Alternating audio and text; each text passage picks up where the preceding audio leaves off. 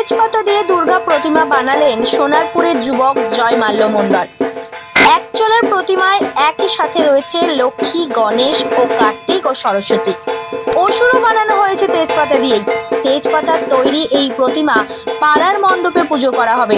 পুজোর পর গিনেস বুকে পাঠাতে চান জয়মাল্য।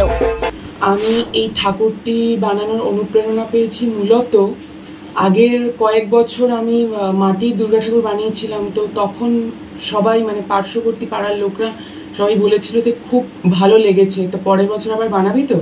তো আমি সেই উদ্দেশ্যে আবার বানিয়েছি। তো সোনারপুর কলেজের ইতিহাস অনার্সের ছাত্র জয়মাল্য ছোটবেলা থেকেই পেন্টিং এবং নিজের হাতে কিছু বানানোর নেশা ছিল তার। নিজের খেয়ালেই অনেক কিছু বানিয়েছে সে। এসব বানানোর ফাঁকে ফাঁকেই চলে পড়াশোনা। হঠাৎই বছর 3 আগে দুর্গাপুজোর সময় নিজেই মাটি দিয়ে দুর্গা প্রতিমা বানায় সে, যা দেখে চমকে গিয়েছিল এলাকার বাসিন্দারা। তার পরের বছরই দেশলাই কাঠি দিয়ে প্রতিমা বানায় জয়মাল্য। তো তাই জন্যই বানানো। আর এটা পুজোর কদিন তো মণ্ডপেই থাকবে, পাড়ার মণ্ডপে। আর তারপরে এটা আমি ইন্ডিয়ান বুক অফ রেকর্ডসে দেব। এটা কিভাবে বানিয়েছিলে আর এর আগে কিভাবে বানিয়েছিলে? এটা আমি বানিয়েছি মূলত তেজপাতা দিয়ে, আর তারপরে আঠা, তারপরে স্ট্যাপলার দিয়ে।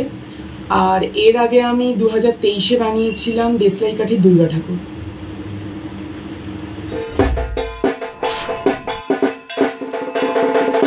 এবার তেজপাতা দিয়ে দুর্গা প্রতিমা বানিয়ে এসে এলাকারই দোকান থেকে তেজপাতা কিনে এনে তা দিয়ে প্রতিমা বানায় জয়মাল্য।